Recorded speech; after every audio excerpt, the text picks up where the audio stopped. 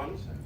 So today we are going to talk about how convergence can drive outcomes that matter in the IoT world. That's just the abstract that you would have seen on the website, basically how different technologies come together, the role of automation, and how seamless integration across the IoT layers can drive convergence.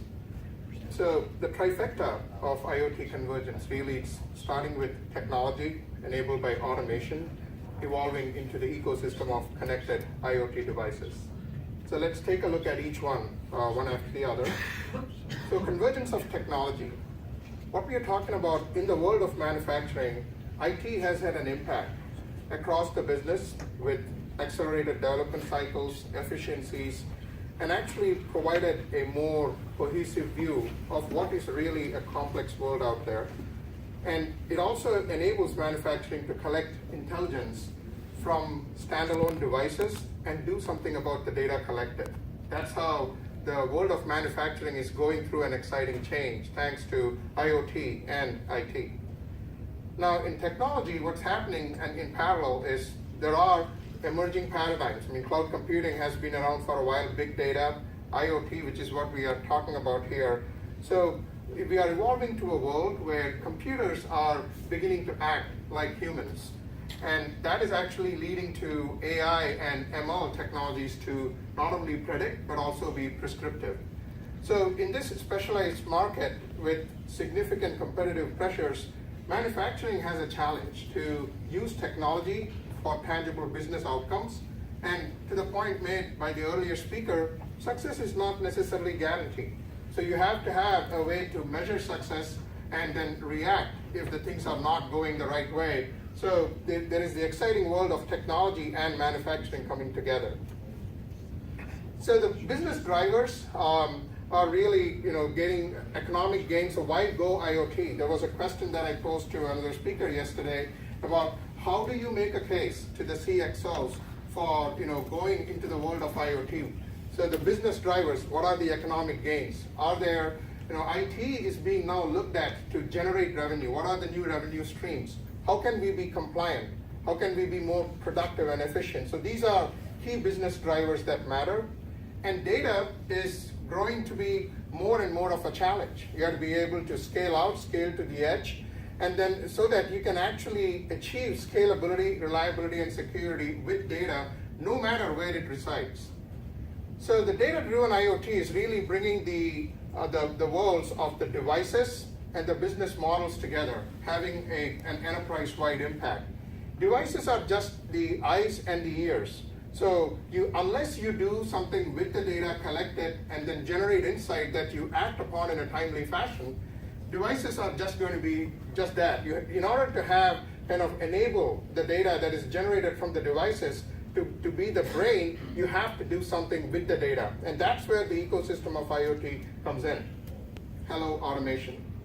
So the convergence of automation is really, so why automate when it comes to manufacturing? So you can enhance productivity, control costs, you improve product quality, new services. It actually releases the workforce, releases the brain power to focus on the business competencies of the enterprise rather than stick to the mundane operational tasks. Now, the catalysts for automation are, there is technology to get into increased visibility into the performance of sensors, less expensive sensors, the proliferation of small new microprocessor-based sensors, and also the emergence of network protocols. So the world is coming together and actually serving as a good catalyst for automation from a manufacturing perspective as well as IT. If you look at the industry drivers, the cost reduction, agility, and productivity have been around for some time. In fact, manufacturing is actually setting a great example for IT. If you think about DevOps, what started in manufacturing decades back, first they standardized, and then continuous delivery started with the, this is the assembly line plan for auto, and then automation with robotics, it evolved. That's exactly the transition that IT is going through today. Standardizing, and then continuous delivery and automation. So IT is actually taking a cue from what manufacturing did decades back. So instead of the throw over the wall where development writes code and then throws it over for operations to maintain, we are now in a world called DevOps, which is really manufacturing applied, the same principles applied. It's almost like having an assembly line for software. So that's where we are, where automation is happening on the manufacturing side and complemented by how automation can actually realize efficiencies through IT as well. So welcome to the culture of automating technology and therefore innovation. So when you think of technology automation, yes, CI/CD, continuous integration, delivery, the network configuration, proactive remediation. You hear talk about predictive maintenance, but think about prescriptive maintenance. Think about the movie Inception, where you can actually penetrate the head of the security hacker and stop him or her from generating the next hack. That's prescriptive maintenance, risk mitigation. And data analytics. These are all technology automation which enables the revitalization of skill sets, but then to do it just in an island is not going to be effective. You have to have a surrounding culture of collaboration with continuous innovation. That's when automating technology and innovation, having that culture. So the point was made about culture in the previous session. It rings home here, bringing the science of automating technology and innovation with the overall art of embracing that as a culture. Convergence of IoT. So different islands of IoT, they come together to revamp the manufacturing process. There is intelligence built into sensors. So the difference though is it's like you're changing the manufacturing engine while it is in flight. So remember, you cannot just stop and bring everything to a dead halt in order to make the transition. So this is transformation that needs to happen while the engine is in progress, in flight. The building blocks that make up IoT: hardware, software, IoT platforms, and then networking. In the keynote this morning, there was the point made about they're actually not going with wireless, they are going with wired, just to ensure reliability and so on. So there are key perspectives to be taken into account when you actually consider the networking aspect as well. It's really about data. So when you're bringing the islands of IoT together, it really generates the information lifecycle, starting with data, realizing information, getting to intelligence, and finally knowledge that can actually enable you to service your customers better. The IoT architecture, to simplify it, basically you have a three-tier. There is the devices themselves, the gateways, and the data center where the data needs to be collected and then processed and analyzed. So that's the three-tier architecture for IoT. This is more an end-to-end perspective where we have actually worked with Bosch and Cloudera and Eurotech. Red Hat has partnered with them to have this architecture that takes it all the way from the devices to the back end. And you will see the open source solutions that are enabling the architecture that we have in place, including Red Hat technologies. A point I wanted to make in the previous session was that nobody can do this alone. Having a partner ecosystem and then bringing the best of breed together is absolutely essential to derive advantage out of the data that is present across a multitude of devices. So why Red Hat? So we champion open source. Open source drives innovation. If you look at what's going on in the open source community, it's about passionate contributors coming together about what's the next big thing. What is the next project that I can work on? Fail fast and try, but then keep innovating, and collaboration drives innovation. So if you look at the various paradigms here, cloud, mobile, automation, platform as a service, containers, microservices, open source is the place where it all started, right? And then it continues to evolve. When I made the point about having an ecosystem where you can sustain innovation going forward, and so that if you modernize to something today, what's the guarantee that's not going to become obsolete a couple of years from now? So you need to be part of an ecosystem where you can continuously modernize and therefore sustain innovation. Hello, open source. But you cannot just rely on open source. What this is saying is, so yes, you have the ecosystem of innovation, but then what Red Hat does is, yes, we respect the business of IT with challenges about cost and risk and shadow IT and losing control, But IT is still challenged to innovate the business of the enterprise. And to that end, the platform that Red Hat offers is really taking different projects from the open source community and stabilizing it, securing it, making it a standardized, integrated product offering with support, with enterprise-grade functionality, military-grade security, and that's what Red Hat offers to customers. Come Thanksgiving, if a retailer is looking to, a mission-critical application breaks at 2 o'clock in the morning on Thanksgiving, I don't think anybody from the open source community is going to get up and fix it for them. Red Hat will. Red Hat provides the 24/7 support, and the difference is we not only productize it, so we add lifecycle management to it. You ask somebody in open source, where is this particular project headed? Heck if I know. Red Hat product managers have a roadmap as to where it is headed based upon what they perceive. Our employees are lead contributors in the open source community. So we not only serve that back to customers, but also circle it back into the ecosystem of innovation. That's what I meant by continuous innovation. So you get the leader in open source, long-term support, the feature velocity, you're keeping pace, and you can be ahead. We are the conduit to the innovation happening in the open source community. This is an eye chart, but if you stop by our booth, we can walk you through a detailed, what are the different products. We are known as the Linux company, but guess what? We have 32 more SKUs that the world may not be aware of.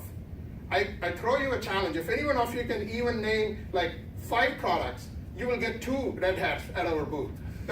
But stop by, and then we will walk you through how we have evolved. And the way we have evolved is really through acquisition, to bringing open source projects. And if we acquire a company that is proprietary, the first thing that happens is the source code is given back to the open source. It goes open source.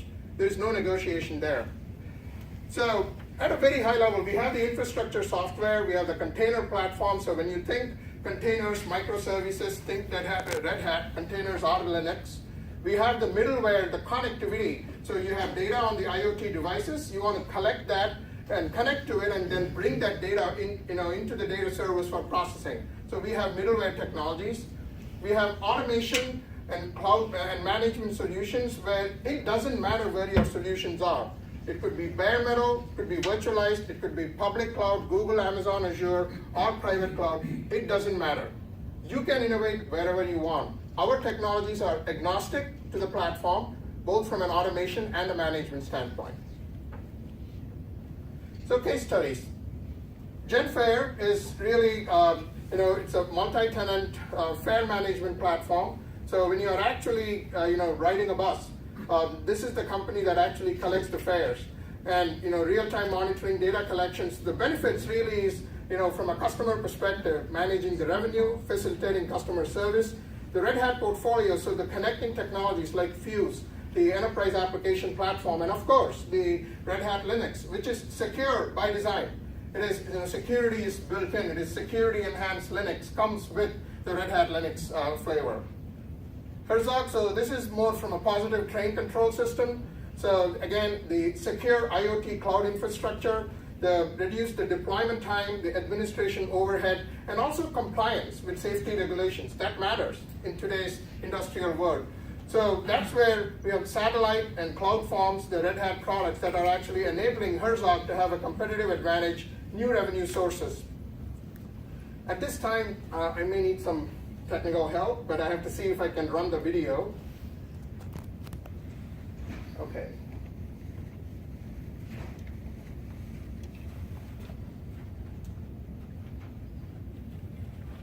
I was told the volume would be, I have to do something here.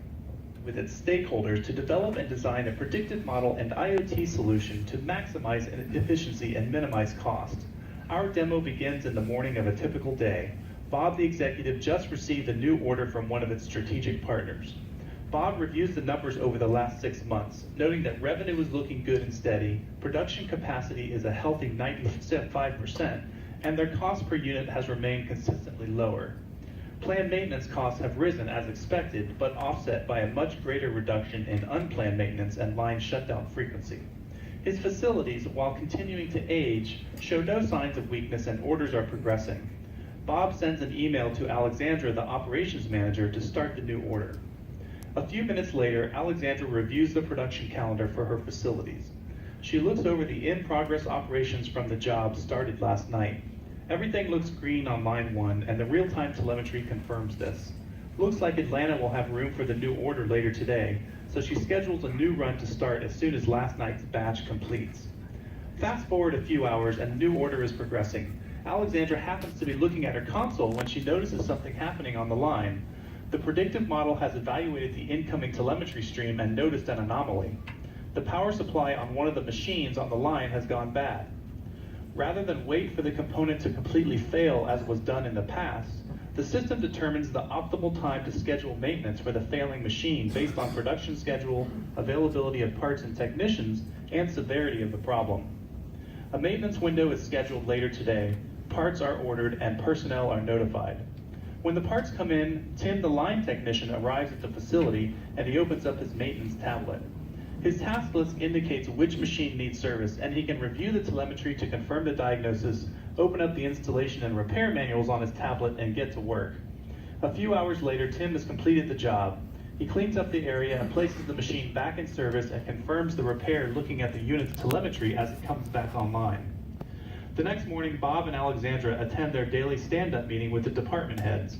They review the automated report from yesterday with the team. Bob explains that by proactively doing the maintenance, the company avoided a much greater loss than if they'd waited until the machine experienced a hard failure, which could have brought the line down for a much longer time. Bob is satisfied with the results of the maintenance event, and so is the business. Bob shows the leadership team that while planned maintenance costs have increased over the last 6 months, much more expensive unplanned maintenance has dropped off significantly, ultimately reducing costs and increasing business performance and its reputation as a reliable vendor in the industry. A few weeks later, the new solution ends up saving lives and the workers in the plant. During one of the runs, a machine on the same line has a catastrophic and unexpected failure that threatens the safety of the whole facility. A rotor inside one of the cooling units is jammed, driving temperatures to dangerous levels. The system intelligence, driven by its predictive model, decides to immediately halt the entire line and execute an emergency shutdown. Again, parts are ordered, technicians are notified, and a maintenance event is scheduled to begin immediately to address the unplanned event. Tim, the technician, once again gets to work and replaces the entire assembly in a few hours. He places the new machine back in service, verifying the telemetry once again and bringing production capacity back to normal levels. The order is completed and the company's reputation as a reliable vendor remains. This ability to execute machine learning-driven analytics across the data management chain allows businesses to design their needs. In this case, latency is paramount. The round trip to the data center could have cost lives. So that's a demo on how we partnered with Eurotech and Cloudera to enable business performance, improve business 6 months ago, the company's data science and engineering team. And that's all I had. I think I am out of time as well, so I'll take questions off stage if there are. Thank you.